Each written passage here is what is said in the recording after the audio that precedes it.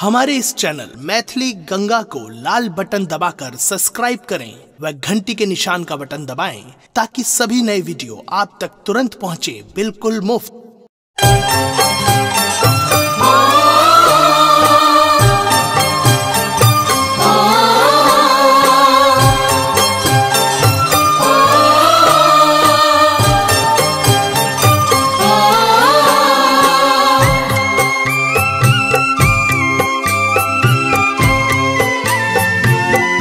आप सुन रहे हैं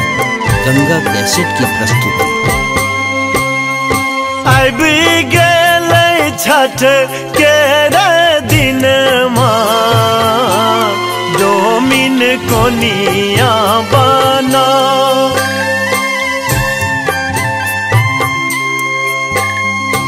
कार्तिक आयल महीनमा डोमिन कोनिया बना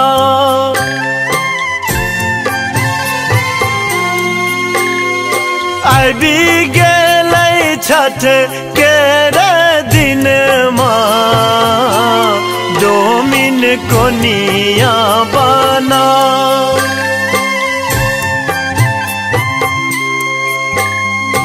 कार्तिक आयल महीनमा डोमिन कोनिया बना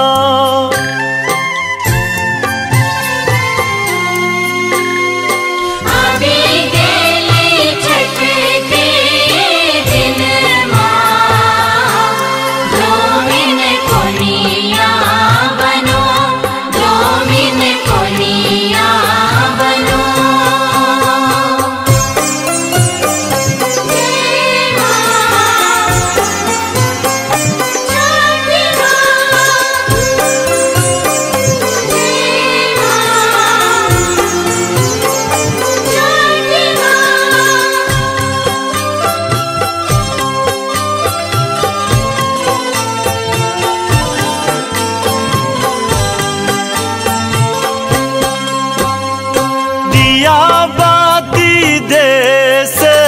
जरावत छबे छठ मना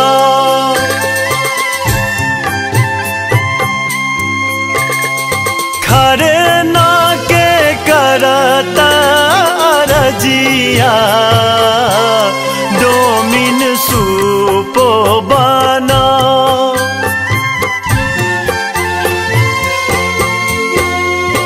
आबि गेलै छठ के दिन डोमिन कोनिया बना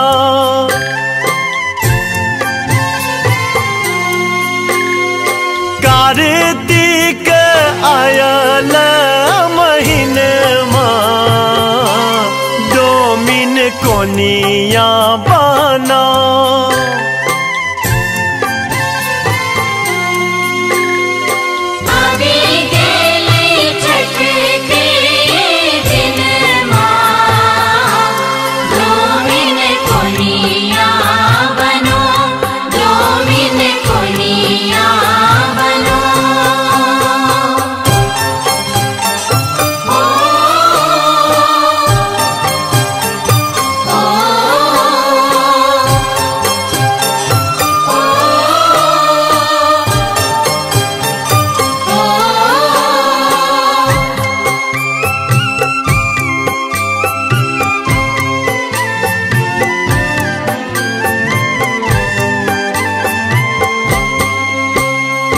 पेठिया में किन लो ई छीटा सुपती बनल अछि से ला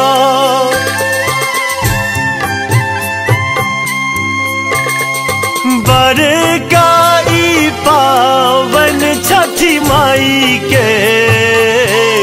कतेक महिमा सुना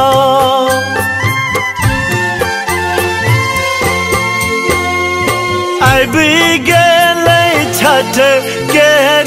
दिन डोमिन कोनिया बना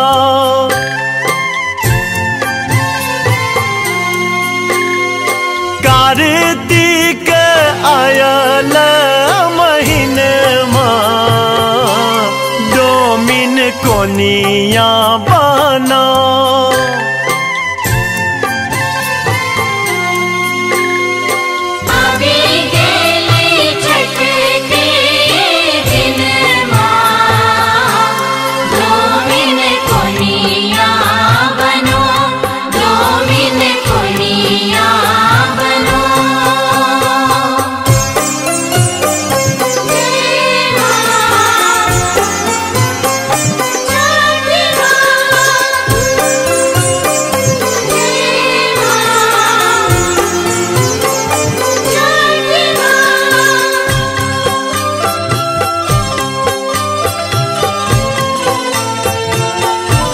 सुन रहे हैं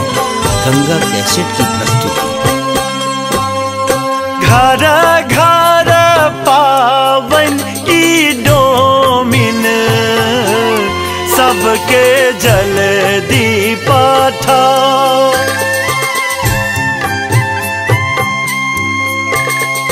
देता इनाम सरस जी डोमिन कोनिया दा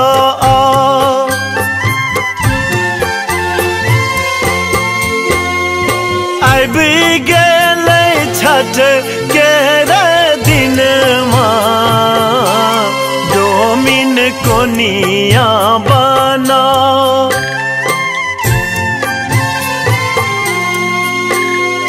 कार्तिक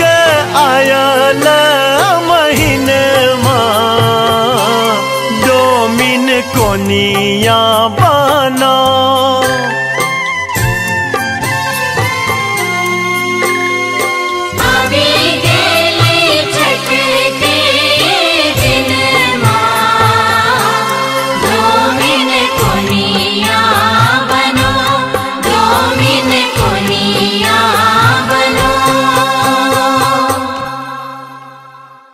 हमारे इस चैनल मैथिली गंगा को लाल बटन दबाकर सब्सक्राइब करें व घंटी के निशान का बटन दबाएं ताकि सभी नए वीडियो आप तक तुरंत पहुंचे बिल्कुल मुफ्त।